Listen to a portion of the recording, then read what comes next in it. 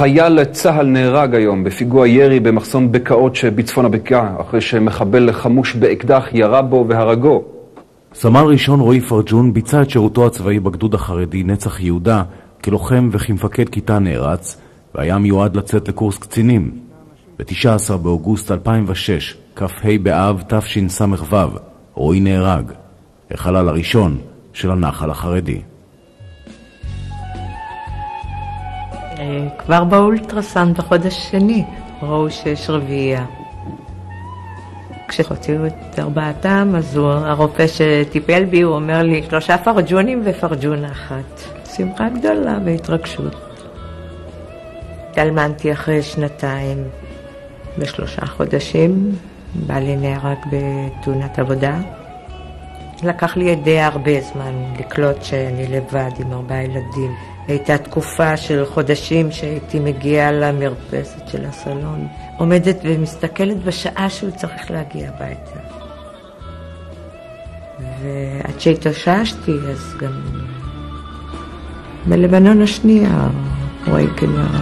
למה אחי נקטפת אותי לבד צלחת. יש לנו היום יום הולדת, תאריך העברי, ט' בניסן. זה קשה, זה אירוני שזה יצא ככה שאנחנו מתראיינים בעצם, יש פה חוסר. זה לא רק תאריך הזה.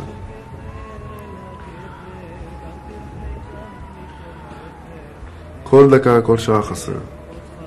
אני גם לבית העלמין לא יכולה ללכת כי בחודש ניסן לא עולים, אז מן הסתם אפילו להגיד זל טוב, משהו להתייחד איתו. קשה. דפיקות בדלת. אמא שרחה לפתוח וזה, היא מסתכלת בעינית ואז צורחת לי לירן זה מהצבא. ואני צעקתי לירן מהצבא.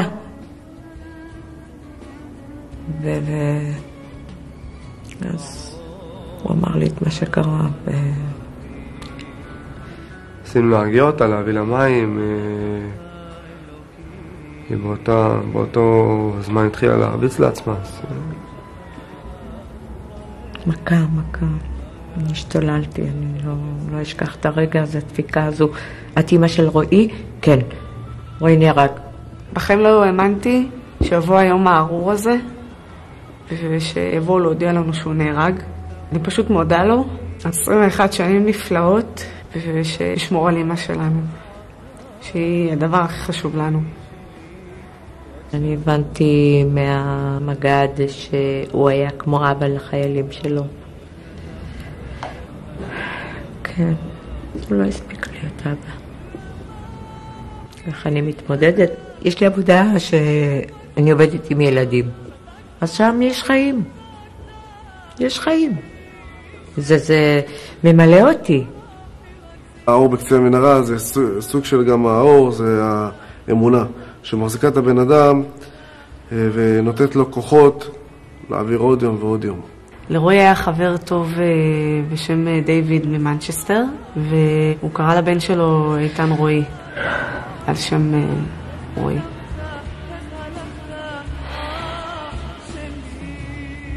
אתה יודע, הרבה פעמים מישהו שואלים אותנו, נגיד כמה אחים יש לי, אני תמיד אומרת שאנחנו רביעייה, אני אף פעם לא אומרת שאנחנו שלישייה.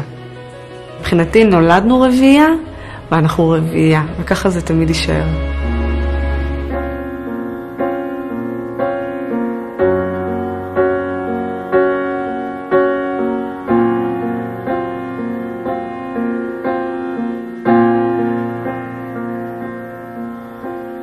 אבא,